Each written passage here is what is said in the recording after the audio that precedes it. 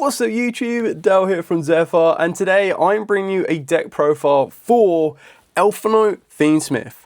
Now this is a deck you might have seen going around. This is also a deck that is starting to pick up a bit of hype. Remember, at the end of the month we get the brand new core set Blazing Dominion, sneak peek events, and then the start of May will be when we get the official set release.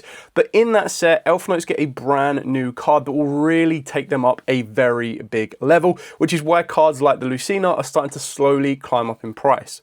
So, if this is a deck that you need to be aware of, or if it's a deck that you are interested in building, now is the time to try and pick up these pieces before it gets a little bit wild. With all of that out of the way, please smash that like button, hit that notification bell, and subscribe. If you get the video above 50 likes in the first 24 hours, I'll bring you a test and combo video so you can see how the deck wants to try and operate. One of the biggest weaknesses of this deck right now is going second. It still has a lot of aggression and a lot of ways to push through certain pieces, which is why I've built this deck to have a balance of go first cards and go second field breaking cards with stuff like Forbidden Droplet and Fallen and the Virtuous. So with that out of the way, I'm going to dive headfirst into profile and start off with the Elfnote monsters themselves. So you're going to want to max out on your Elfnote Lucina, and this is why this card is going to get a little bit more hyped, as these cards, or Elfnotes in general, they have the ability to special summon themselves into the center main monster zone.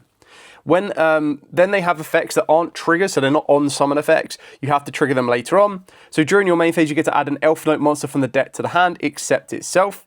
And then during your opponent's turn, this has a quick effect to switch the locations of this card in your main monster zone and a monster in your center main monster zone. Then you get to return a level 6 or lower monster your opponent controls to the hand. So all of the Elfnote monsters, well, except the Power Patron, have pretty much that effect during your opponent's turn. This one returns a level 6 or lower. One of them lets you destroy a face-up spell or trap, and the other one lets you banish one card from your opponent's hand at random. So they can all be very, very disruptive.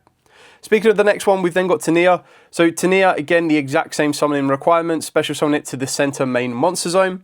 This card's effect is during the main phase, you get to place an Elfnote continuous spell from the deck face up into your main monster zone. The card you're going to want to go for is going to be your Elfnote Welcome Home. And then it's during your opponent's turn effect is to switch locations with the main monster zone and then banish face up a random card from your opponent's hand until the end phase. The spell card that it gets access to is in the form of the Elfnote's Welcome Home, is that a monster in your center main monster zone cannot be destroyed by card effects. You can send a monster from your hand or field to the graveyard as cost to special summon an Elfnote monster with a different original attribute from the deck in Defensivum. You can't special summon from the extra deck for the rest of this turn except Synchros, so you've got to make sure that before you activate that effect, you do all of your Fiendsmith plays. And then the final Elfnote monster we play is the one Fortuna. So this one probably has, like, again, special summon it to the center main monster zone. It's during the main phase effect is to place a Elfnote continuous trap card from the hand or deck face up onto the field. And then during your opponent's turn, you switch locations of this card in the main monster zone. And then you get to return a face up spell or trap your opponent controls to the hand. The trap card you're going to want to go for is going to be your Rhapsody of Madness.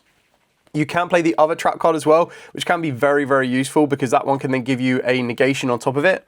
But this one is while you control a monster in your center main monster zone, your opponent cannot attack except to attack that monster.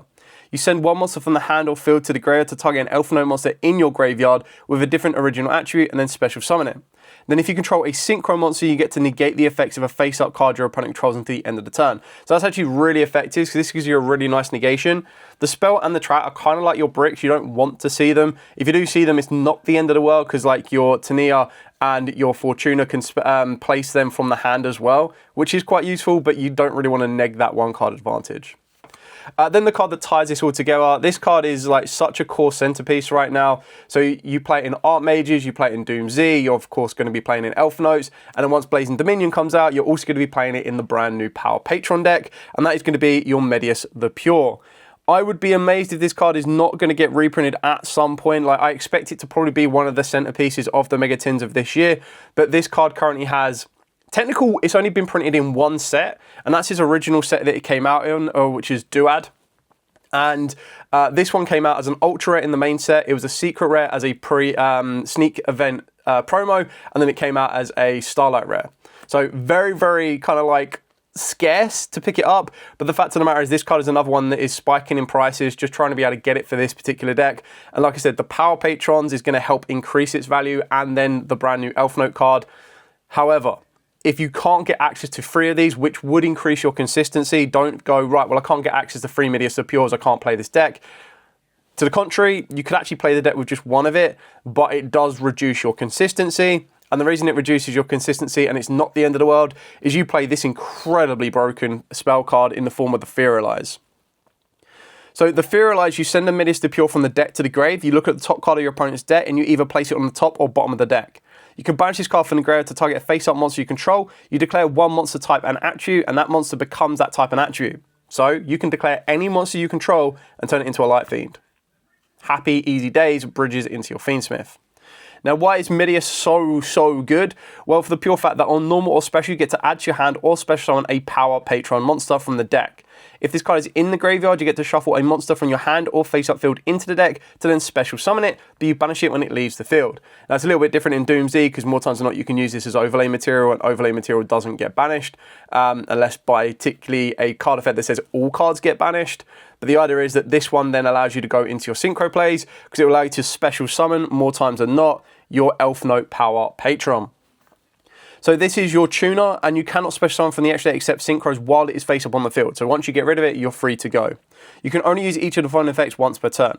During the main phase, quick effect, target a monster in your center main monster zone and increase its level by 3 until the end of this turn. Now this does open up the door to synchro level 8 plays, but honestly, I don't think it's worth playing that. Right now, you could play Omega. I've decided not to go down that Omega route, which you could do. I mean, when you combo Omega with your Tania and you take away 2 cards from your opponent's hand, it can be very, very powerful. But 99.999% of the time, you're either going to try and synchro buff to a 10 if you want to go down that route, or you're just going to synchro the 5, and that's going to get you into your Armades, which is your Light Fiend that can then go into your Elfnotes. Your Fiendsmith. What makes this so good is that if it is used as synchro material, you get the ability to add an Elfnote card from the deck to the hand.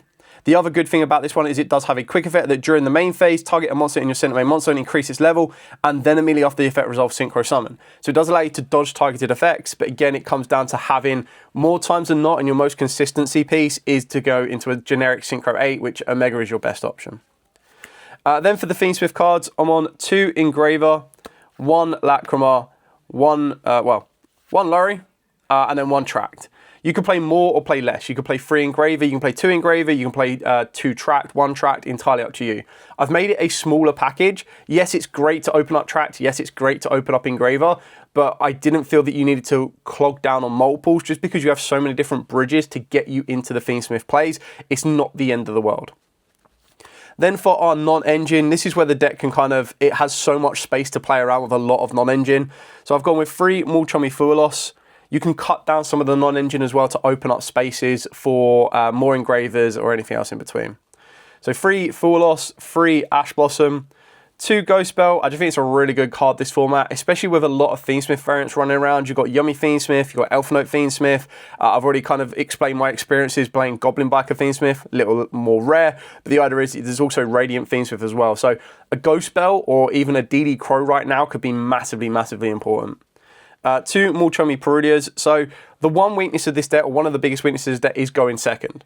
Going second, it has a lot of gas, but that gas doesn't really lead to anything if your opponent has the right disruptions, which is pretty much common for most decks right now. But the idea is that when I'm going second, yes, I've got a lot of hand interactions that can slow my opponent down, but being able to play cards like Perudias, being able to play cards like your Fueloses, which are different attributes, you can send them and utilize to bring back your Elfnotes or summon your Elfnotes from the deck, it can be quite useful for you as well.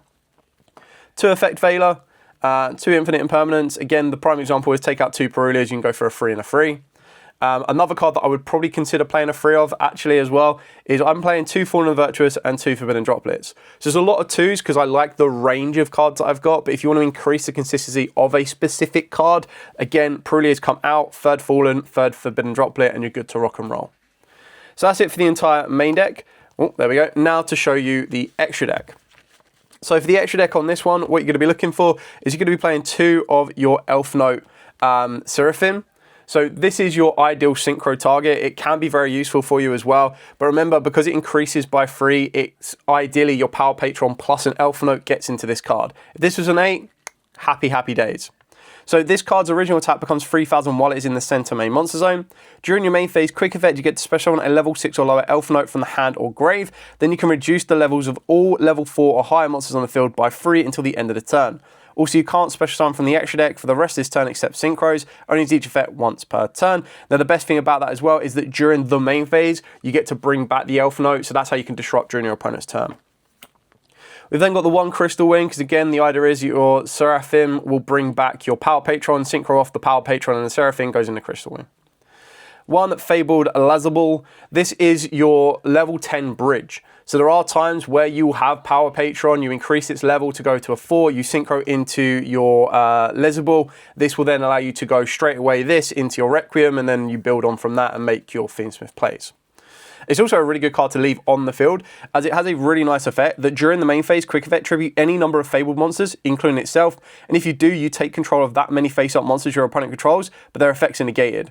Now, it's actually a way to negate an opponent's effect as well. So, for example, this was used against me when I was on Blue Eyes Primite. I normally summoned down Ether Barrel, they tributed off the Lazabul, took control of the Ether Barrel, and then negated its effect, so I didn't get to resolve it, which was really cool.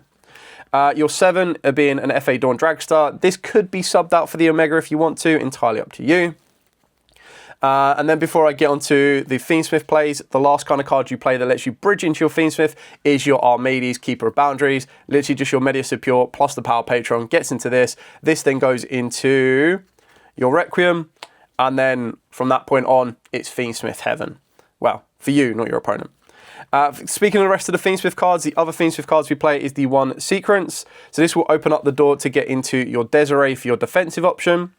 We've also got the Nekoquip Princess. So this is just a way to turn your Lachrymite into a level 6 so that you can overlay your Lachrymite plus your Engraver and go into a high Wave King Caesar. Again, a really good defensive option, but you've got your negation option here, which will only ever be able to negate 2 because you'd equipped it, well, technically 3 if you can get the Requiem to it, but would negate with a Sequence. High Wave King Caesar is just insanely powerful. Like, I would not be surprised if this did end up on a Forbidden Limited list, but I hope it doesn't just for DDD's sake, but that's just part and part of it. And then for the aggressive option, you can go for Agmonde. I actually like the threat of Chaos Angel. So what I've got here, when you go through your normal route of your Fiendsmith package, you've got the ability to make a light and dark Chaos Angel. And the light and dark Chaos Angel then becomes unaffected. On top of that as well, your synchro monsters cannot are unaffected by your opponent's activated monster effects, and then monsters you control cannot be destroyed by battle. So you just turn yourself into a massive wall that your opponent really struggles to break down.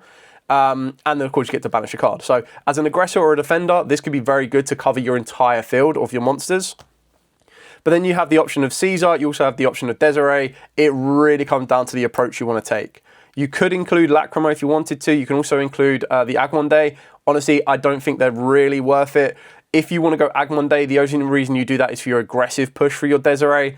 I don't think it's needed because you have Chaos Angel, Wave King Caesar, and everything else in between. And then the final card before I show you the Fallen Virtuous targets, which are pretty staple, is the one Link Spider. Now, this is entirely optional to you, but again, one of the biggest weaknesses of an Elfnote build, which is why it works so well with the Fiendsmiths, is that if you get hit with Nibiru. Because if you get hit with Nibiru, they just put the token into the center main monster zone and you're like, right, cool, all of my Elfnotes don't do anything. So to respect Nibiru, I play the one Link Spider. Because you turn your token into Link Spider, that completely clears out your center main monster zone. The Link Spider can just sit there in the extra monster zone because apart from Requiem, there's not really anything else, and Sequence, there's not really anything else you need to do to get to your... even the Requiem doesn't need to be in the extra main monster zone. But the idea is you just don't need to worry about it so much. And I feel that Nibiru is a bit of a big threat, and if you disrespect it, that's fine. If your environment doesn't run it, if you get lucky with it, by all means, you can cut this out. That frees up some space.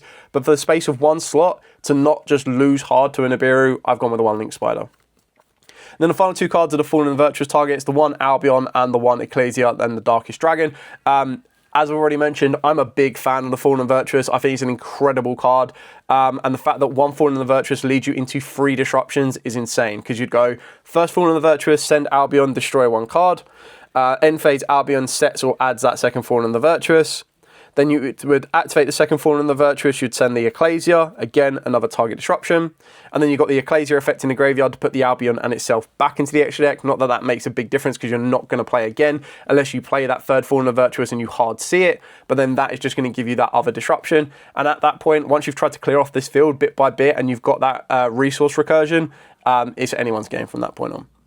So that's it for the entire main deck and the extra deck. Like I said, if you get the video above 50 likes in the first 24 hours, I will bring you a combo video for this deck, or like a test stand video. I think like there are plenty of combo videos out there right now, so it's not really so surprising. And rather than me repeating it, I'd rather show you how this deck operates on a randomized basis, how it tries to build its field, how it then tries to break an opponent's field, and then push on from there. But for now, thank you so much for watching. Don't forget to like, comment, subscribe, share. Till next time, as absolutely always, stay safe, and of course, happy dueling.